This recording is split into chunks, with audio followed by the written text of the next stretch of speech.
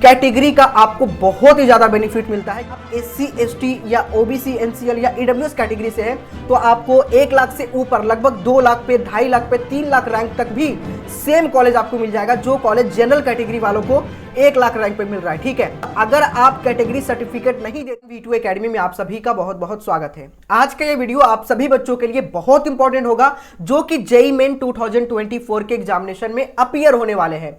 उनके लिए बहुत ही ज्यादा इंपॉर्टेंट वीडियो होगा क्योंकि यहां पे सिर्फ हम इतना ही नहीं समझेंगे कि आपके रजिस्ट्रेशन के जो प्रोसेस है वो कब से स्टार्ट होंगे, बल्कि यहां पे हम ये भी समझेंगे कि आपके जो डॉक्यूमेंट है वो क्या क्या लगने वाले हैं।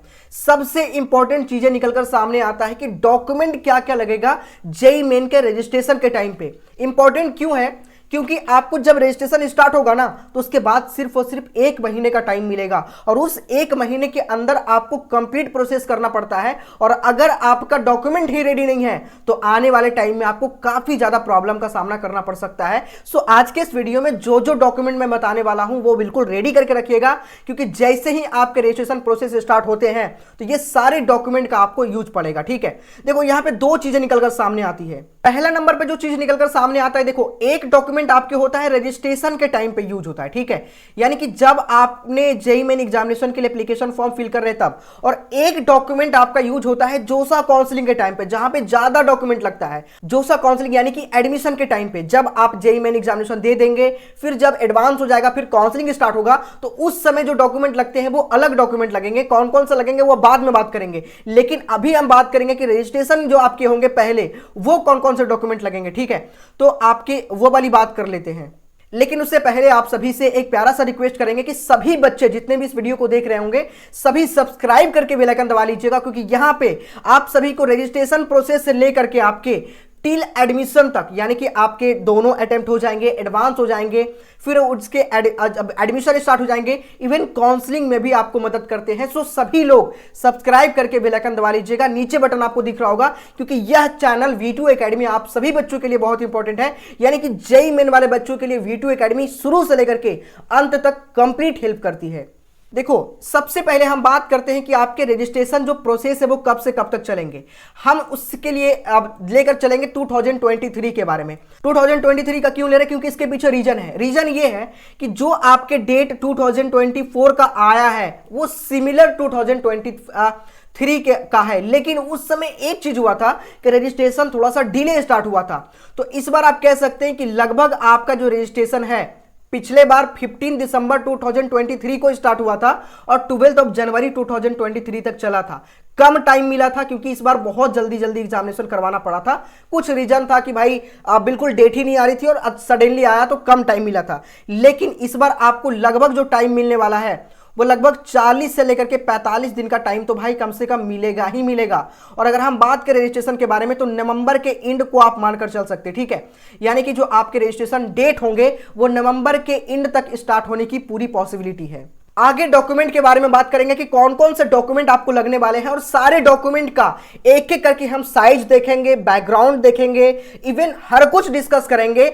अभी जो मैं आपको बातें बताने वाला हूं, यानी कि आने वाले जो वीडियो में बातें बताने वाला हूं, पूरी ध्यान से समझिएगा तभी आपको चीजें समझ में आ पाएगी। लेकिन उसके पहले आपको एक और इंपॉर्टेंट बात बता दूं, यह है ओसवाल बुक्स का लगभग 5 साल का, लास्ट के जो 5 साल है 19 से लेकर के 23 तक का, 2019 से लेकर के 2023 तक का, पूरे इसके 3 बुक आते हैं, फिजिक्स, केमिस्ट्री, मैथमेटिक्स।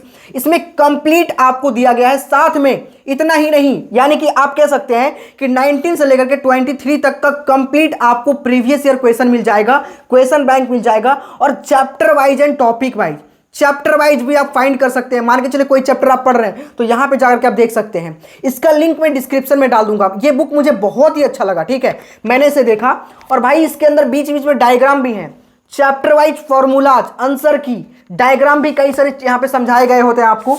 जैसे देख सकते हैं माइंड मैप टाइप का है, डायग्राम के साथ में फॉर्मूला, तो भाई फॉर्मूला भी नहीं भूलेंगे आप। तो सबसे बड़ी बात तो इसकी यही है, इस बुक की फॉर्मूला भी होगा कंप्लीट। ये बुक अगर आप पढ़ लेते हैं, ठीक है, यानी कि प्रीवियस ईयर क्वेश्चन के लिए अगर आप ये बुक करके चले जाते हैं तो मेरे हिसाब से प्रीवियस ईयर से अगर कोई क्वेश्चन आ जाता है या उसके सिमिलर कोई क्वेश्चन आ जाता है तो आपको कोई भी डाउट नहीं होगा। ठीक है, तो आप इस बुक को परचेस कर लीजिएगा। इसके साथ में मैथमेटिक्स का ये है, फिजिक्स और केमिस्ट्री इसका भी बुक्स आता है। तो आपका डिस्क्रिप्शन में मैं लिंक डाल दूंगा, जाकर के अभी परचेस कर लीजिएगा। डिस्क्रिप्शन और कमेंट के सबसे टॉप पे दोनों जगह पे आपको इसका लिंक मिल जाएगा।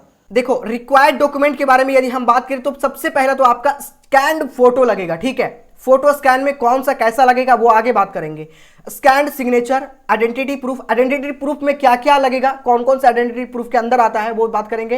कैटेगरी सर्टिफिकेट, क्लास 10 और क्लास 12 का मार्कशीट। अब हम इंडिविजुअली एक एक को लेते हैं और समझते हैं कि कौन कौन सा डॉक्यूमेंट का साइज क्या क्या रहेगा। देखो, अगर हम बात करें फोटोग्राफ के बारे में तो इसका साइज जो रहेगा वो 3.5 सेंटीमीटर से 4.5 सेंटीमीटर का इसका डायमेंशन रहेगा, ठीक है।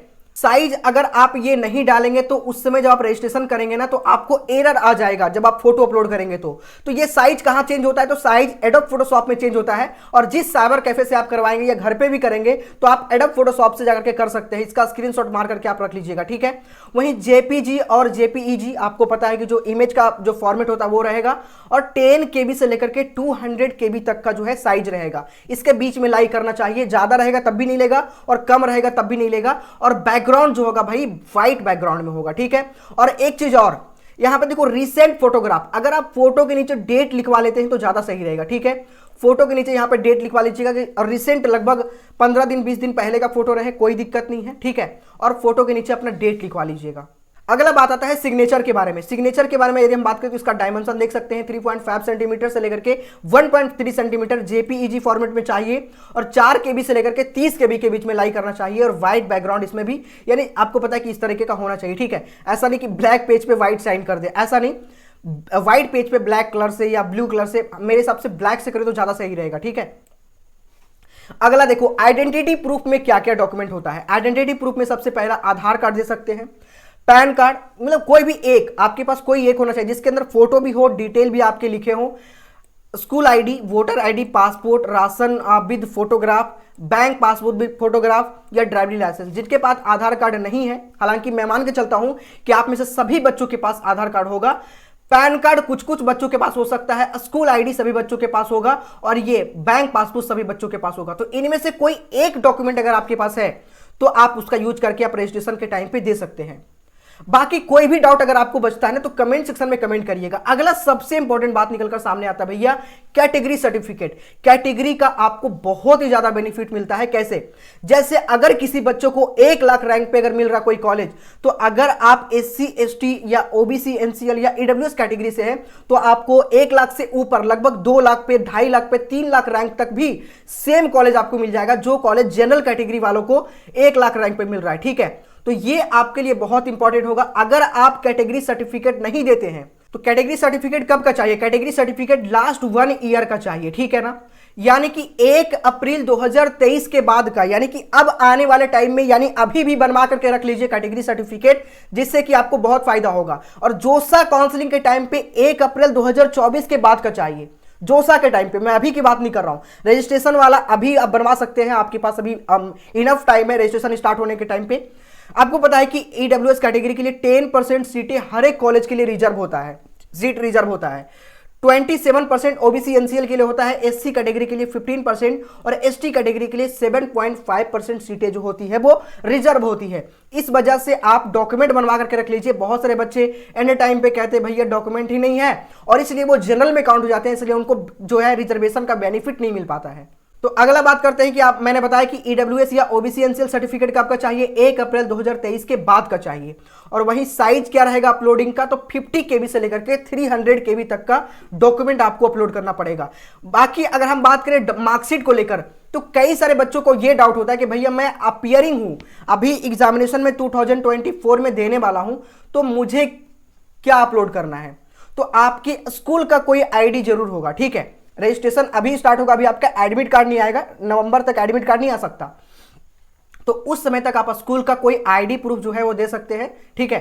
स्कूल का ID दे दीजिएगा और अपीयरिंग में काउंट होगा तो बहुत ज्यादा इशू नहीं है। जब आपके जो है जोसा काउंसलिंग होगा तब आपके मार्कशीट चाहिए। तो जोसा काउंसलिंग भाई कम से कम मई जून तक होता है स्टार्ट, तो जून तक आपके जो है मार्कशीट आ जाते हैं। मार्कशीट अगर स्कूल में नहीं आता है, कॉलेज में नहीं आता है, तो आपके मार्कशीट जो है वो आपको डिजी लॉकर पे मिल जाएगा। डिजी लॉकर से भी मार्कशीट डाउनलोड करके आप दे सकते हैं, वो भी फुल्ली वेरीफाइड होता है। ठीक है, तो आप पेयरिंग वाले क्या करेंगे, स्कूल का आईडी डाल देंगे। एडमिट कार्ड तो अभी आया नहीं होगा आपका, आने वाले टाइम में तो नहीं आएगा नवंबर तक, तो आप स्कूल का जो है आईडी प्रूफ दे सकते हैं। ठीक है, और दे करके आपका जो कंप्लीट कर सकते हैं। बाकी सारा डॉक्यूमेंट आप जोसा के टाइम पे अपलोड कर देना।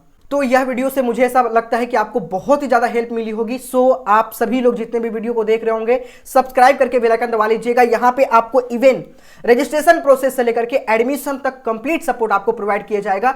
V2 एकेडमी है तो कोई प्रॉब्लम नहीं, कोई टेंशन नहीं। ठीक है, मिलते हैं नेक्स्ट वीडियो में। जय हिंद, जय भारत।